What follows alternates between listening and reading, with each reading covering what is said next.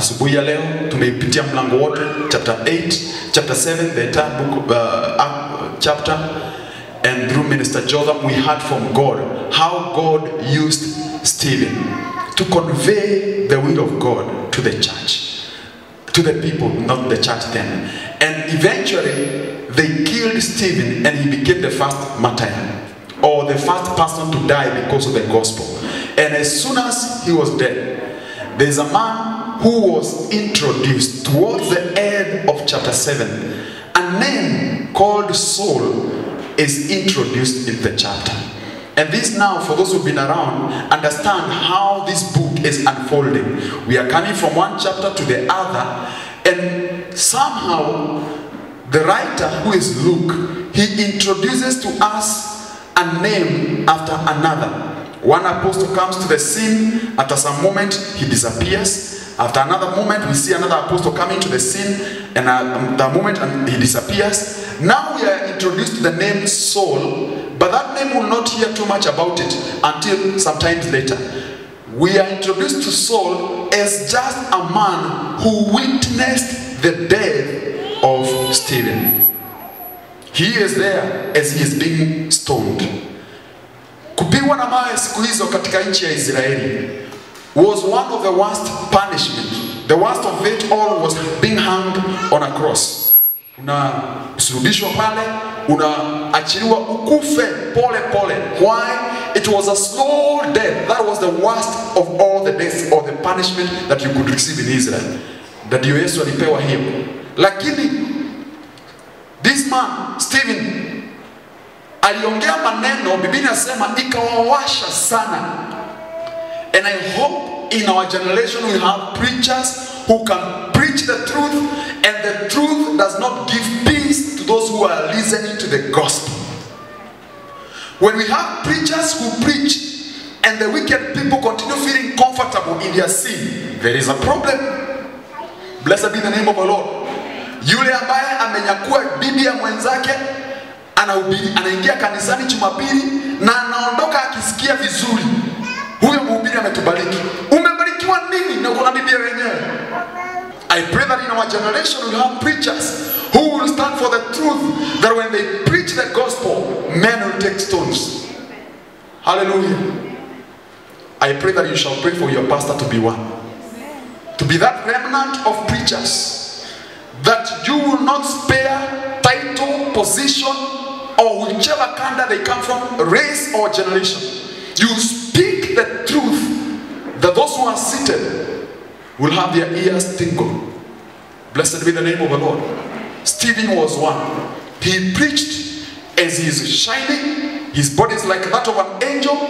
Minister Jotham took us through that. And as he's preaching, he concludes with an application. You know, any gospel is not complete if you just interpret scriptures for people. It doesn't end there. Stephen preaches and uses the Old Testament, anawahubiria, anawamalizia kukuambia haya mambo ni yenu. Whatever the forefathers did is the same thing that you did to Jesus. Wow. At the end of the day, you are supposed to summarize uambie hii hadithi yote nimwambia the entire chapter. It is meant to tell you this, that you have gone away from the will of God in this way and you are supposed to go back this way. At that moment is when they took stones. They stoned him. Wakampeleka nje ya jiji, wakampigia mawe pale. Ndio wako nataka kufanyia hilo katika temple. Now we jump into chapter 8, which has begun, saying, haya mambo yalipofanyika, kulikuwa na Sauli, who the Bible uses the word consented. In short, he agreed. Alisikizana na hilo jambo. Let me just take it up from where it was left in the morning. Nguo za wale waliokuwa wanampiga Stefano na mawe ziliwekwa miguuni pa Paulo. And this, according to the Pharisee process, it is to mean that Saul was one of the senior most people. Hallelujah. He is a senior man in the Sanhedrin, and you later talk about this in other letters he writes later. He was a senior most member, and he sat down there consenting or agreeing. I'm rubber stamping. I'm here not just to tell you guys and to mobilize you to stone him, but to make sure he dies and like put a seal as a member of the Sanhedrin that this is my assignment to ensure that this has happened and he is dead. He did not stop at that. So the Bible says here, a great persecution arose against the church which was in Jerusalem. Can I quickly now mention this? We are about to see a complete transition. Kwa wale ambao walikuwa hapa tukianzia chapter 1, verse number 8 of chapter 1, the Bible says Jesus told the disciples, do not depart from Jerusalem until what has happened? The Holy Spirit comes upon you.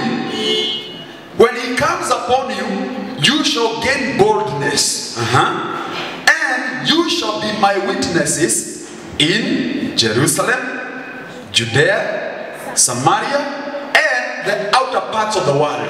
Swali ni hili. Has that happened so far? No. There is only partial fulfillment of what Jesus predicted, that you shall receive boldness. And for sure, hawa mitume wanahubiri kwa ujasiri. Hallelujah. Wanahubiri kwa ujasiri. Kwa hivyo, ya kwanza ilitimia, walipata roho na wakaanza kuhubiri kwa ujasiri. Lakini hii ya pili, injili kufikia haya mataifa mengine na sehemu zingine haikufanyika. But in this chapter only, chapter 8, the remaining part of Acts chapter 1 verse number 8 is fulfilled. We see number 1, when they were scattered from Jerusalem, they went to Judea. Judea is a region. When they left Judea, Philip goes to where? Samaria. Samaria is the third place which Jesus mentioned. Jerusalem, Judea, then he is in Samaria. Eunuch, who is heading to Gaza. Gaza is the southern side of Israel, towards the border with Egypt. I know some of us know the Suez Canal, that part, just the north of Suez Canal. That is the region. And he is preaching to who? An Ethiopian eunuch, someone who is actually beyond even the Samaritan region, the Palestine region. He is in the outer parts of the world. So the fulfillment of Acts chapter 1 verse 8 will be fulfilled in the entire chapter 8. Hallelujah. And I bless this. Bless the name of the Lord because of this. Number 1, I want to mention a few things here. The Bible says that the apostles were scattered. They was not the apostles, but the disciples were scattered and not the apostles. Wow. Wow. Blessed be the name of the Lord. Yani mitume walibaki kufanya nini Jerusalem? Pengine wale ndio walikuwa na ujasiri zaidi kuliko wengine. When persecution arises, wanaambia wengine nyinyi ondokeni, lakini hapa singoki ngo, sisi tutabaki hapa. That could be a reason, but I believe there's a bigger reason for this. They had realized, I'm now talking of the governing authorities, the Sadducees, the Pharisees, the scribes, as we had in the morning. They had realized the more they are persecuting the disciples and the apostles, the more the church is growing. So the disciples must have said, jameni, tukiondoka sisi wote hapa, hawa jamaa watakuwa wameshinda. Hallelujah. But our remaining here is a sign ya kwamba hata hawa wakitawanyika na waendelee na injili kule kwingine, sisi tukibaki hapa, is a sign to these authorities that if they continue persecuting us, the church will continue growing. The word scattering, it is used again in the book of Matthew 13, where Jesus used the parable of the sower, which means the sower scattered. He went sowing seeds, he distributed. And this is the term which is used here. Meaning, the disciples were not picked from one place and dropped in another place. Wakiwa wote 8,000 au 10,000 kadhaa, wakachukua wote hapa, wakapelekwa wote hapa. Hapana. Walianza kutawanyika mmoja na mwingine, wengine wanaelekea huku, wengine huku, which is a sign that wherever they went, if they had the seed of God, hallelujah, kama wako na mbegu ya Mungu ndani yao, mahali popote watakapokwenda, neno la Mungu litaenea. And this is a good thing. You know, at times people look at persecution as a bad thing, but I can tell you, persecution builds the faith of the believers. And nchi ambazo ziko na upingamizi wa Ukristo. Nitakwambia ukweli wa mambo, hao watu wana imani sio kama yetu. But the more persecution arises, you will find that people find boldness to express their Christianity, their faith in God. Na hata wanapoondoka, they may live physically, but I can tell you, they will go with the seed of God, and that seed will ignite a fire mahali popote wanakoenda. Bwana Yesu asifiwe. They went to a place called Samaria. Where is Samaria? Have you heard of Samaria before? Of course, yes. Kitabu cha Yohana 4, Biblia inasema Yesu akapatana na nani? Mama Msamaria. Wapi? Katika kisima. Akamhubiria mama. Baada ya kuelezwa mambo ya ukweli kumhusu, akaondoka. Biblia inasema akaenda akaambia wenzake, wakakuja wakamwambia, sasa hatuamini sababu ulituambia, tunaamini sababu sisi tumejionea kwa macho. Kumaanisha injili kwanza ilikuwa imefanya nini? Imefika kule. Blessed be the name of the Lord. But why is God sending people to Samaria where the gospel had already gone? For those who were scattered went everywhere preaching the word. Then Philip went down to the city of Samaria and preached Christ to them, and the multitude with one accord heeded the things spoken by Philip, hearing and seeing the miracles which he did. For unclean spirits, crying with a loud voice, came out of many whom were possessed, and many who were paralyzed and lame were healed. And there was a great joy in the city. Blessed be the name of the Lord. So the gospel started growing and expanding in Samaria. In Samaria, there is revival. Hallelujah. I believe first it's because of the ignition that was done by the woman. But number two, and more importantly, the disciples have identified a fertile ground for the planting of the seed of the word of God. Why am I saying all this? Who are Samaritans? 772 years before Jesus was born, there is an invasion by the northern tribes. They attack Jerusalem, and then the Assyrians, the Jews are scattered in different places, and one of the places they settled in, a few of them, there are many who are taken captives all the way to Babylon, but there are a few who settled in Samaria. Those who settled there, they intermarried with the communities and the people who are there, and therefore the people who are called Samaritans are half-caste in our modern day language. They are half-caste. They are neither Jew, neither Gentiles. They are somewhere in between. And that's why the woman who was contending with Jesus, she was busy telling Jesus, you people worship here as we worship this way. Why? They had adopted to some ways of worship which the Jews were doing, but not everything. Walikuwa na abudu kama vile Wayahudi wanaabudu, lakini sio zote. Hawaendi Jerusalem. They have their own temple. And there was a rivalry between the Jews, the real Jews, and the Samaritans. Kwa nini? The Jews said, when we were taken captives, and then we returned back to Jerusalem during the time of Nehemiah, you people remained as Gentiles, and you are not supposed to intermarry. You are not meant to intermarry with the Gentiles. You are meant to remain pure, but you mixed yourself. So you are no longer Jews like us. You can no longer claim the heritage that we people claim. And there was that separation. And the Jews really hated the Samaritans. Bwana Yesu asifiwe. And this is why when you hear stories of the Samaritan, even the story that we know, the Good Samaritan, it's because Jesus was trying to tell the Jews, these people are not as evil as you think. Bwana Yesu asifiwe. They are not wicked as you think. Their sins are as equal as you have. If they are forgiven, it's the same way you can be forgiven. Bwana Yesu asifiwe.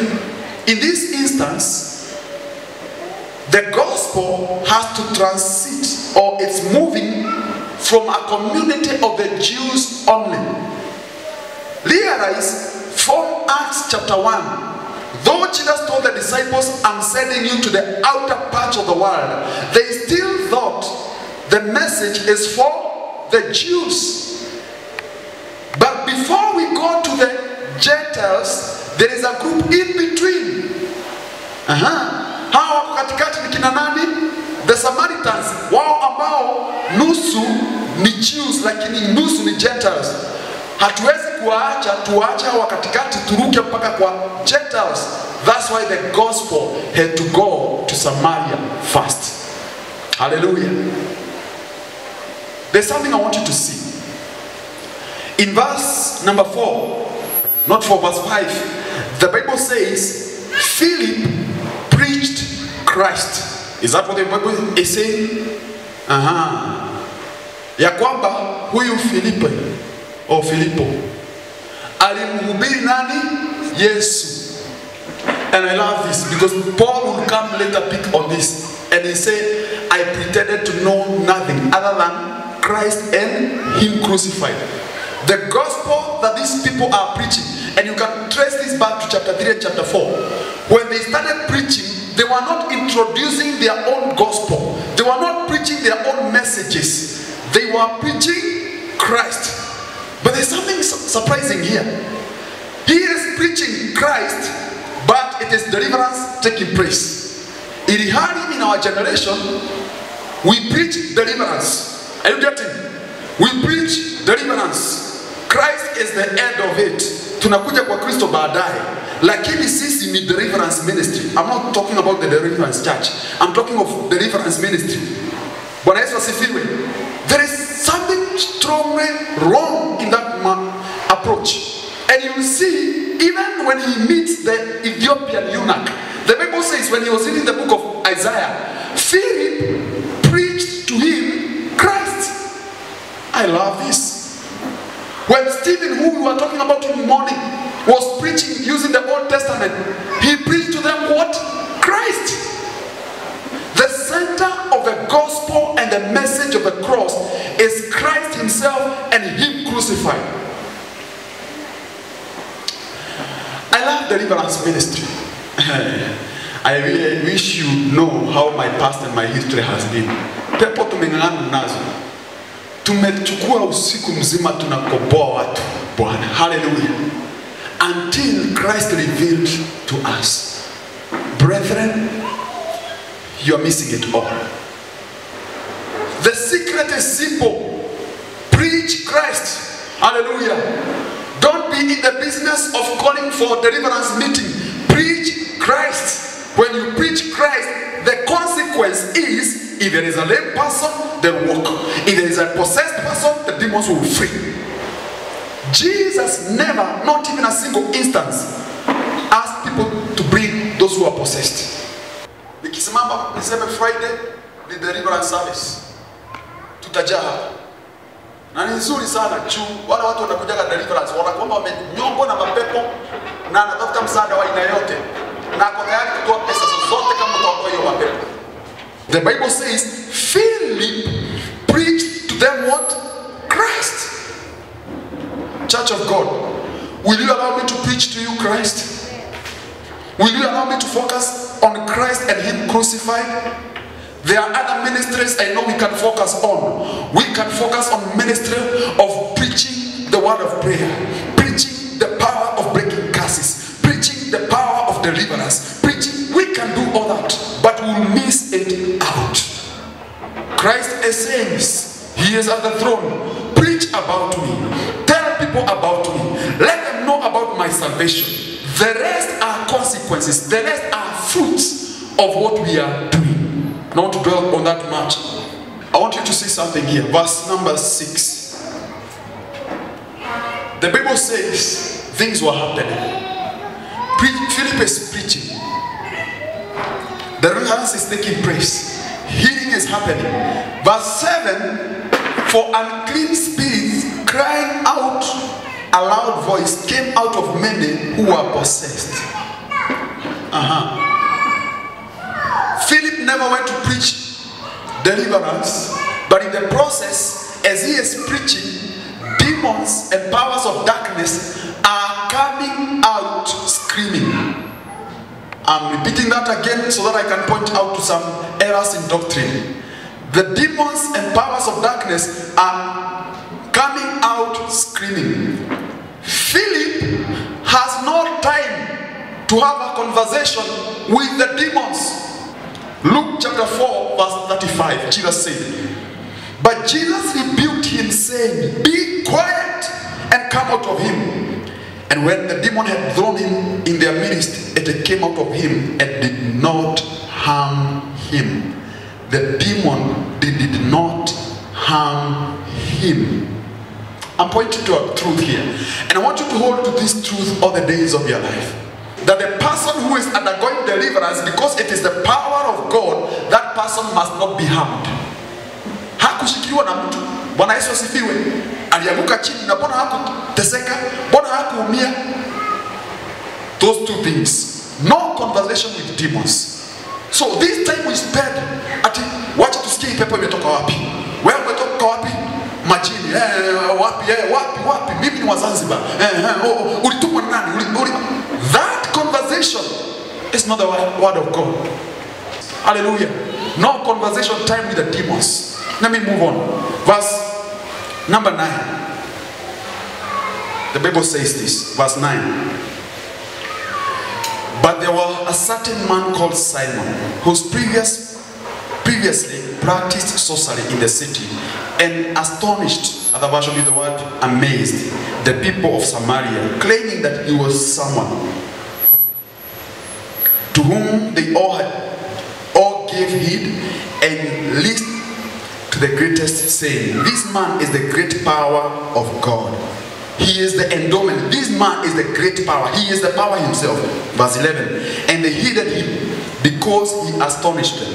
In this he had astonished them with his sorceries for a long time. But when they believed Philip, he also, as he preached the things concerning the kingdom. I'll repeat verse 12 again. But when they believed Philip as he preached the things concerning the kingdom of God and the name of Jesus Christ, both men and women were baptized. Then Simon himself also believed, and he was baptized. He continued with Philip and amazed seeing the miracles and signs that were being done. We hear the story of a sorcerer introduced in the Bible. I'm not saying in the Bible this is the first mention of the sorcery.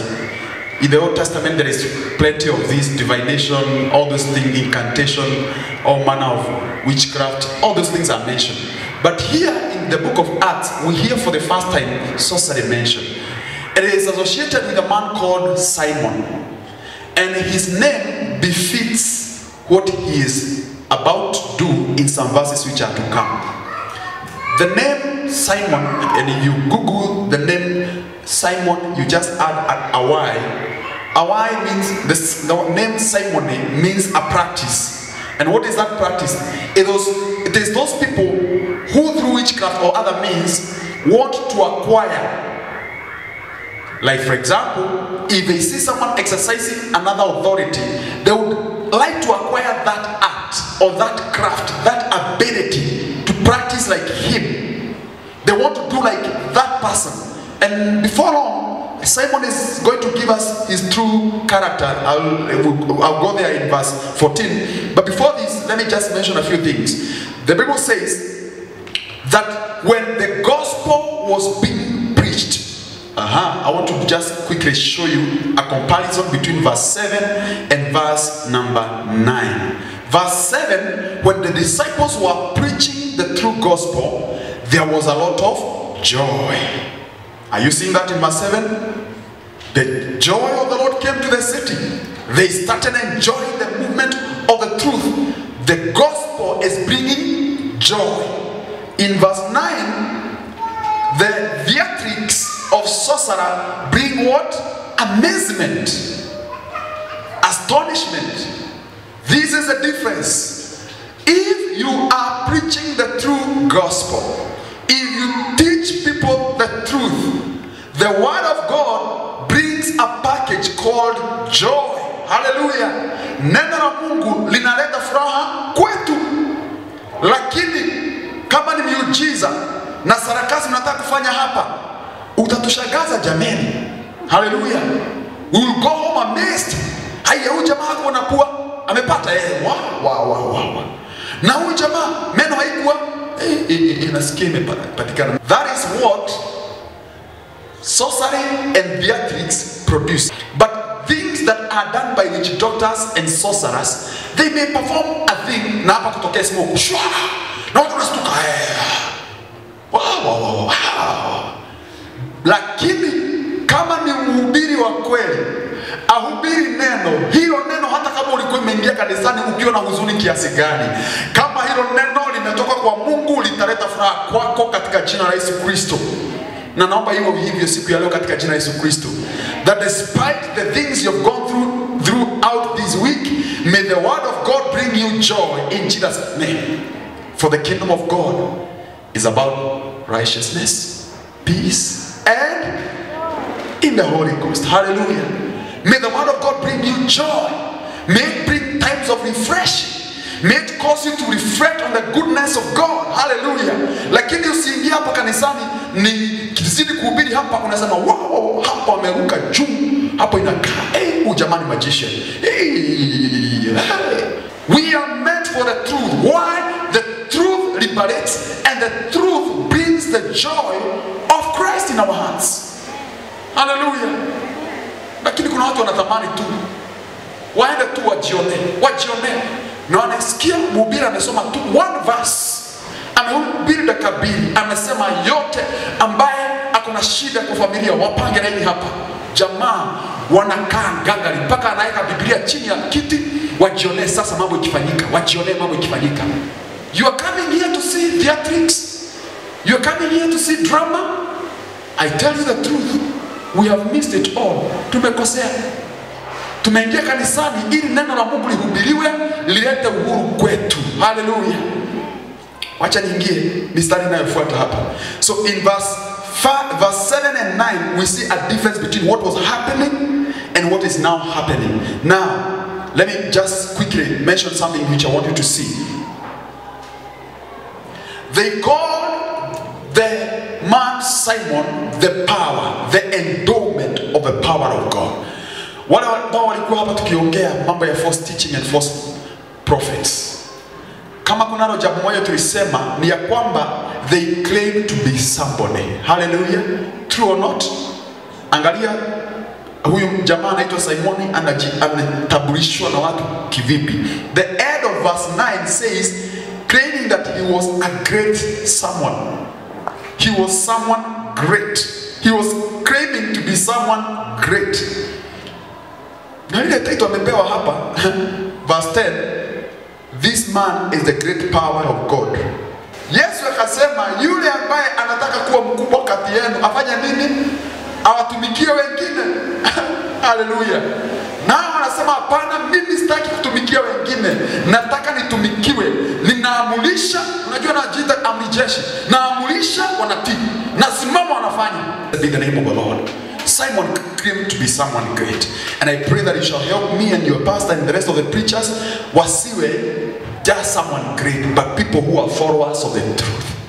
There's something I want you to see in verse what? Verse 12 says there are people who believed, and in verse 13 this Simon also believed, but there's something that is used here, and there is a term I want you to see. And he says he continued with Philip. In other versions they use the word he followed Philip. Na kuna tofauti ya watu wawili. Kuna tofauti ya waumini na wafuasi. Simeoni, na karakta yake tutaiona hapa baadaye, Simeoni ni mfuasi. Hao ambao wanaoamini ni waumini. Hallelujah. There's a difference between a believer and a follower. I hope you can see that in those two verses. Simon is following to see the next miracle. Wow. Huyu jamaa ameinua mtu hapa. Okay. Huyu naye alikuwa kilema. Ametembea. Wow. Huyu amepagawa pepo tangu akiwa mtoto. Amekombolewa. Hakuwa najua nafasi inafika sio tu ajionea watu wanaokolewa na wanawekwa huru, but he will now witness the feeling of the Holy Spirit, and that itamtoboa kabisa. It will reveal the true character in him. Blessed be the name of the Lord. I am calling this church not to be just a church of followers, but a church of believers. Hello. Yesu akamwambia mtume mmoja na Thomas, akamwambia, Thomas, unauliza upewe nafasi udhibitishe ya kwamba mimi nimekufa na nikafufuka, ili ujue kabisa ya kwamba niko. Unataka nikupeleke juu? Unajua niuliza, who will go to the heavens and who will come down? Akaambia hapana, blessed are those who believe even without seeing. Unaamini hata kabla ya kuona. Kanisa hili naomba katika jina la Yesu Kristo, amini nini ya kwamba kuna nguvu katika miujiza hata kabla kuona muujiza mmoja hapa. Haleluya. Kuna wale wangali wanagojea, they will see one miracle then they will come, but believe that God can do. Believe even without seeing. If the Lord speaks a word and says you are blessed, believe you are blessed even before you start seeing the manifestation of the blessing. Lakini kuna wale hawaamini na wale wafuasi. Wafuasi wanatarajia kwanza waone miujiza imetendeka. Wakiona 2, 3, 4 imefanyika, wako hapo kila siku. Hallelujah. Are you growing in the knowledge of the Christ who saved you? Unakuwa umeondoka mahali ulikuwa umefika kiwango kingine. That is the desire of Christ. God has no issue with money. He can give you the whole world. He has the title deed of this world. He can give it to anyone. His concern is, will you make it to be with him and dwell with him eternally? That is his desire. Blessed be the name of the Lord. Wacha nisongee kidogo. Na naamini ya kwamba tumeamua siku ya leo hatutakuwa wafuasi. Verse 14 says this. Now when the apostles who were at Jerusalem heard that in Samaria had received the word of God, they sent Peter and John to them, whom when they had had come down, prayed for them that they might receive the Holy Spirit. Receive the Holy Spirit. Bwana Yesu asifiwe. Something unique is happening here.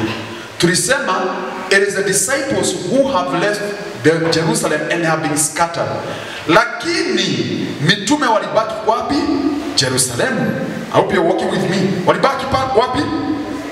Jerusalem. Now when they hear that a man called Philip, na msisahau Philip title yake ya kiofisi ni deacon. Msisahau vile. Philip na Stephen. Stephen alikuwa number 1 of the deacons, amefuatwa na nani? Na Philip. Philip, who is a deacon, he has started moving in the power of God and according to the gift of God which is upon him. Which is the gift of evangelism. Yeye anahubiri watu wanaokoka. Wale mitume wakiwa Jerusalem wakasikia kwamba watu wanaokoka, wakasema, wow, it is our time now to go to where Philip has begun ministry. Wakatuma nani? Peter and John. Can I just pause there and just mention something about these two? Tumekuwa tukisikia mambo ya Peter na Johana. Mbona watu wawili waachani? Tangu tulipoanza mambo zao in chapter 3, wako pamoja kila wakati. Peter and John, Peter and John, Peter and John, Peter and John. By the way, just to mention, this is the last mention you will hear of John in the book of Acts. Akitajwa hapa, hatajwi tena. Even when the first council of the churches is gathered, John is not mentioned. But don't forget, John was the last disciple to die among all the disciples. Sio kumaanisha ameisha katika picha. John is the writer of the first, second, and the third letter of John. He is also the writer of the book of Revelation. Ni yeye wa mwisho kukufa. Kuondoka katika picha doesn't mean that he is dead. No. But here he comes in the scene. Why? There is something which God has deposited in Peter and John which is not in Philip. Hallelujah. Kuna kipawa ambacho Mungu ametia juu ya Petero na Yohana ambacho Filipo hana. And I hope the churches of today can understand this. Hallelujah. Kama Mungu amepewa kipawa fulani, kwa mfano, Mungu amenituma hapa. Anitume hapa nikuje nikusanya watu kwa sababu yake. Kama pengine anatamani kufanyia watu kitu ambacho mimi hajanipa, kuna shida gani mimi kama mchungaji kumwalika yule Mungu aliyempa kile kitu aje abariki watu wake? What is the problem? But we possess churches. We possess believers. These are mine. I know there are places, for example, where the people who are gathered by a gift of evangelism. Now, wako wengi sana.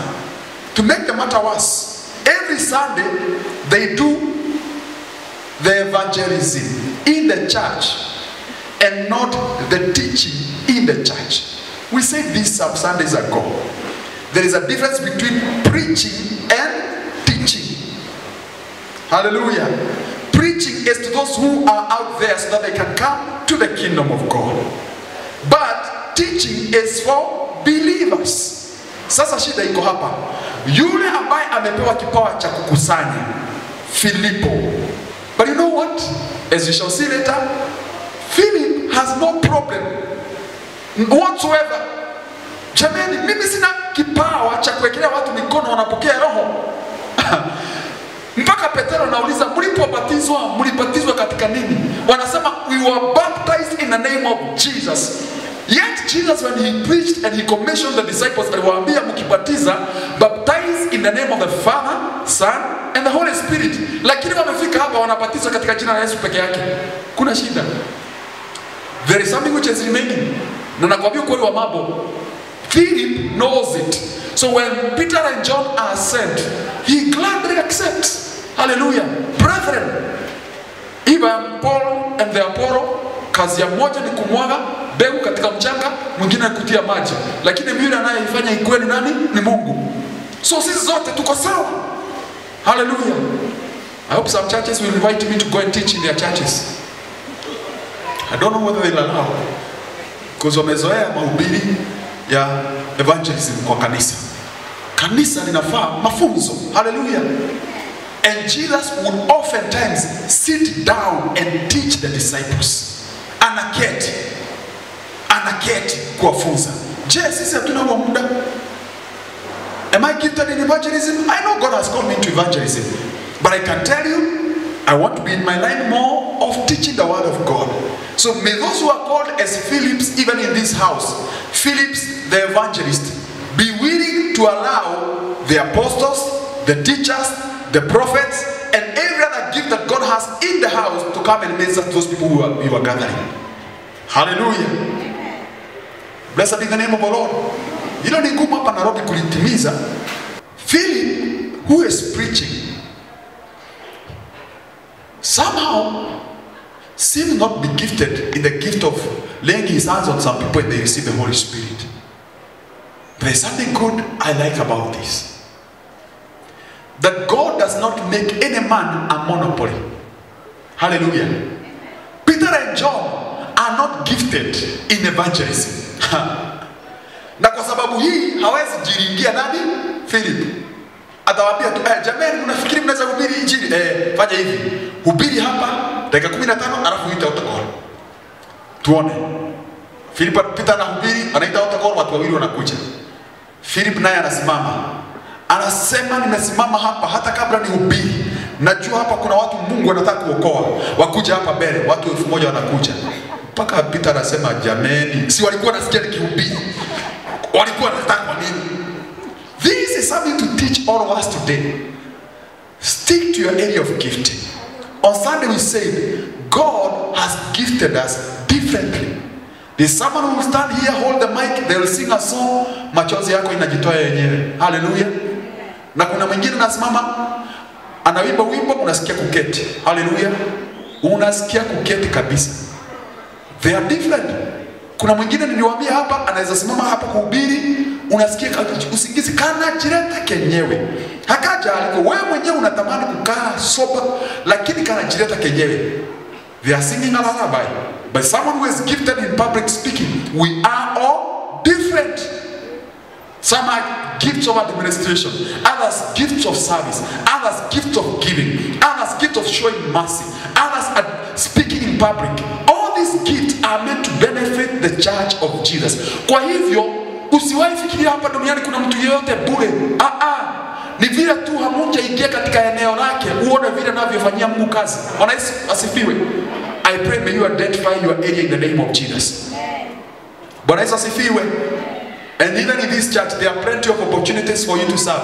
Na kama kabisa umesikia kuanzia wakati tuliingia hapa hatujafanya kile ambacho unapendaga sana, njoo kwangu niambie, there is this area and this is my best area. I want to serve God in that area.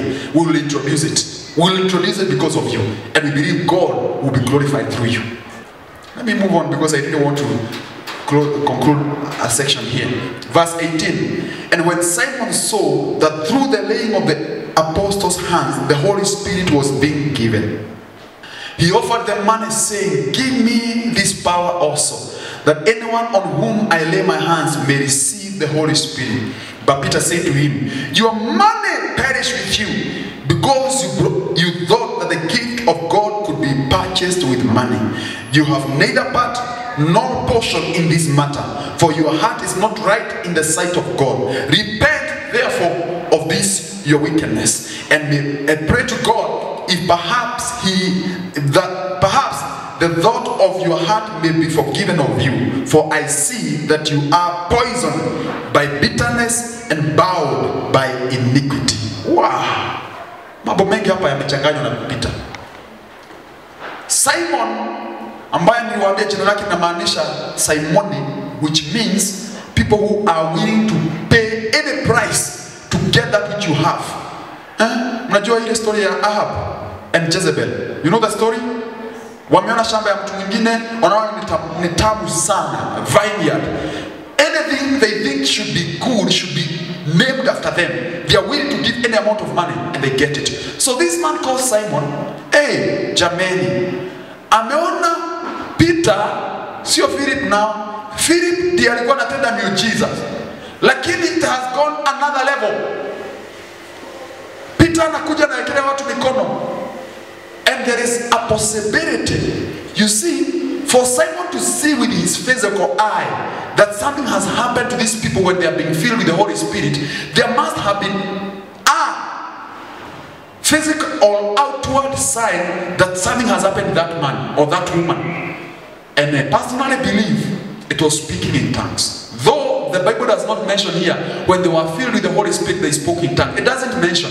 It's mentioned later, I think in chapter 19. That Peter would lay his hands on others and they would receive the Holy Spirit and they spoke in tongues. And they spoke in tongues to the extent that this man called Simon is able to see these people are different. Hallelujah. Bwana Yesu asifiwe.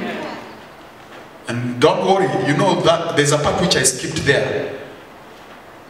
Does it mean that when these disciples were receiving Jesus, the Holy Spirit was not involved? The Holy Spirit was in them. Actually, the Bible confirms no one can call Jesus Lord without the Holy Spirit. No one can come to Christ without the persuasion and the conviction of the Holy Spirit. So the Spirit was in them. But the verse or the preposition used in verse 16 is upon, which is what Acts 1 verse 8 says. When the Holy Spirit comes upon you, you have received, yes, the Holy Spirit inside of you, but he needs to come upon you. He may overpower you. He may take control over you. That is what the Bible is talking about. Hawako wamefika hicho kiwango, Roho anakuja juu yao na ikafanyika hivyo. Simon the sorcerer anaona vile kumefanyika, anasema jameni, wow, that gift you have, I want it at whatever price. Kile kipawa uko nacho nipe. I teach you some few doctrinal issues here. I don't know why the book of Acts, you know, some people may tend to think it's me who wants to talk about so many church doctrine issues which are incorrect. It's not me, it's what is in the Word of God. Actually, when we were settling to study the book of Acts, I never knew that these things are full there. There are so many. But hear this. Someone offered to pay money so that they can receive a gift. Let me ask you, church, who gives the gifts of the Holy Spirit? Don't they come from God? Doesn't Paul teach the church of Corinth that the Spirit of God gives as he desires? Okay? So why should a man think that the gift of the Holy Spirit comes from a man? This is what Simon is doing. I'm now showing you a practical illustration of the things that are happening in Kenya today. Sababu nimeona mchungaji fulani anatumika na nguvu za Mungu. Na ananena na lugha na anafanyia kazi Mungu katika upako fulani, na hiki kipawa chake na kitamani, nachukua 50,000 zangu na mwambia mchungaji, Mungu akubariki. In the process I say, I want to tap anointing. I want to tap the grace that is in this man of God. Naomba unisamehe kama ushafanya vile. Pengine mimi nimefanya mara 10 yako.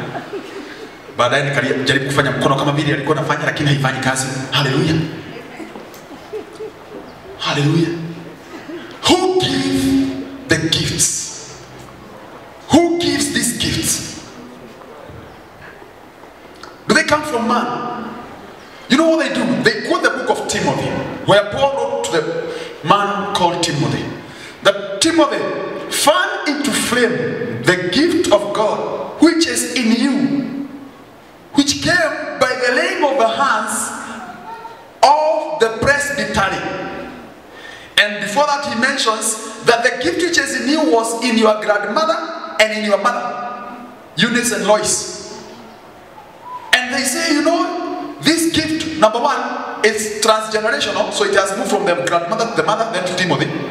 Number two, they say, when the elders laid their hands on Timothy, Timothy received the gifts. Wow! And it sounds so biblical and sounds so doctrinal. Totally wrong. Number one.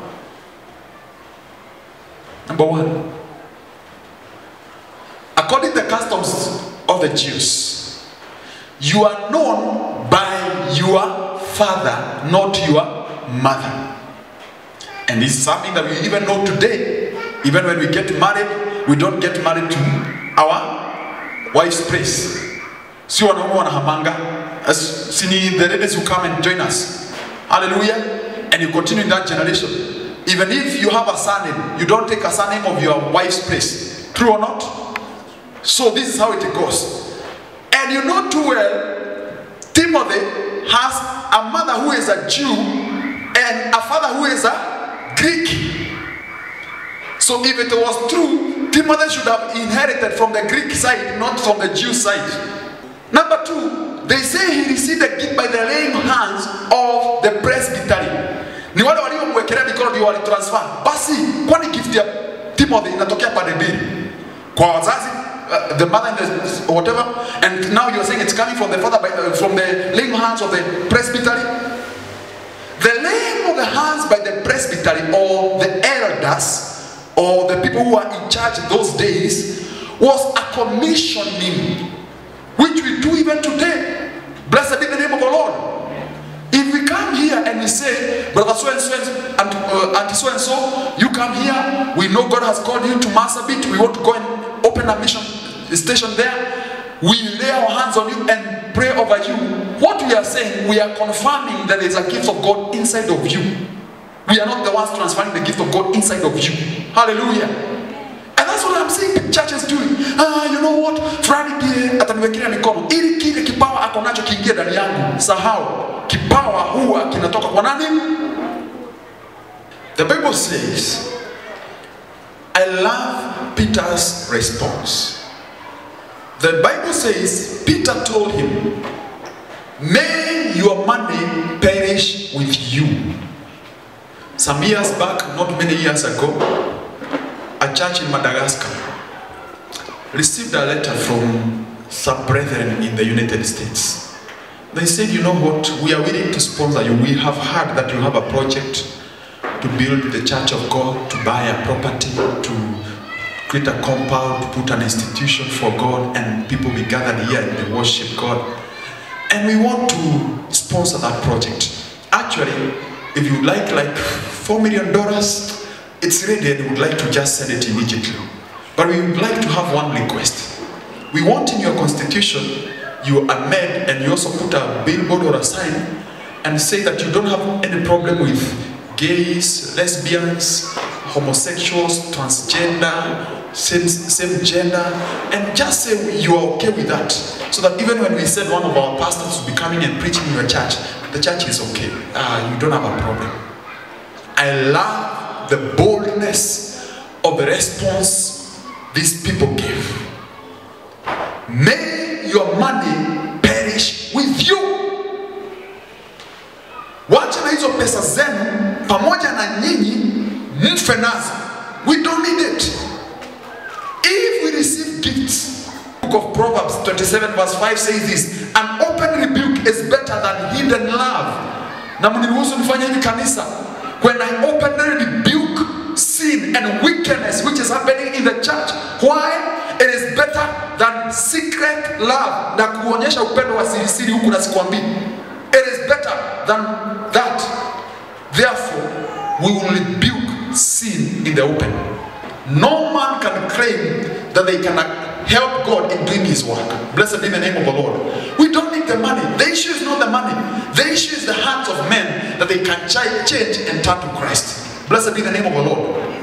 I'm tempted not to go beyond this. Because if I go to verse 26, which is where I wanted to conclude now, going to Philip, shifting gear and get to the next place. But let me just read in conclusion verse 24-25. It says this, then Simon answered and said, pray to the Lord for me, that none of the things which you have spoken may come upon me. Verse 24. So when they had testified and preached the word of the Lord, they turned to Jerusalem, preaching the gospel in many villages of the Samaritans. This is the conclusion of a gospel presented in the right way. Bwana Yesu asifiwe. When you rebuke a man who is walking in sin, they will turn and change. But when you pamper sinners, you tell them, usijali hata kama uko na mpango wa kando, hiyo ni sawa tu, bora ukuje kanisani, ukijitolea pesa zako, watu utasamehewa dhambi. Let me tell you the truth. If you're walking in sin and someone pampers you because you're giving an offering, no, as Simon is confessing, those things will happen to you. And unless the Lord has mercy on you, you will perish. You will perish. This is a danger. Walk in sin, walk in wickedness, walk in stealing and all these other things. Unless you repent, those things will happen to you. And I pray that this will not be the portion of any member in Trinity House in the name of Jesus Christ. May the Lord redeem all of us, that we shall never be caught up in the trap of thinking that our money can purchase anything from God. Hallelujah. Hey, hello church. Allow me to just conclude there and say this. Our offering is good to God. And I don't know why I keep touching on the issues of money. Because it is the money that has made so many people become victims and subject to wrong teachings. What is happening? Watu wanakuja kanisani wanaambiwa, dada fulani ulilala na huyo kijana kuja hapa. Tubu dhambi zako. Sawa. Hebu pale rudi uingie kwa mfuko wako utafute nini na tupatia Mungu. Ujue uchungu wa hii dhambi yako. Kijana anarudi pale, anatoa 1000, anakuja anatoa. Anasikia uchungu wa hiyo 1000, anakuja anaitoa hapa. Next week anarudia ile dhambi. Anajua tu ile gharama kubwa sana atasikia ni nini? Ni 1000 nini? 1. I want to teach you something. Then the other week is no. Hii kitu iko katika mwili wangu but it's okay. Mungu anisamehe tu. 1000 nini? 1. What are you telling the person? That his money can buy him forgiveness. In the process of time, they think, as long as unajua ile siku watapata pesa, unajua tu pastor anajua chenye tu, hata akiniita pale tu niambie nitubu, ataniambia tu nitoe pesa. Acha nikwambie ukweli wa mambo, you have lost that soul. You've made them miss heaven. Tell them the truth. Keep your money with you. God is not in need of your money. It's not your sacrifices he is in need of. Keep your money with you. But if you don't genuinely repent, hell is your direct destination. You will end up there. Tell them the truth. And I can tell you the truth. That person will sit down, ajue kube pasa sio pesa zangu anahitaji. Kube Mungu hahitaji sacrifice yote kutoka kwangu. Ashatoa. Na hiyo sacrifice ni Yesu Kristo. But what he is in need of from me is genuine repentance. If I repent, then he will accept me. And this is what Simon the sorcerer did. He was a follower, now he is becoming what? A believer. And this is what I call the church of God too. In the name of the Lord Jesus Christ. I request you to rise up. We thank you and we bless you. In Jesus' name we pray.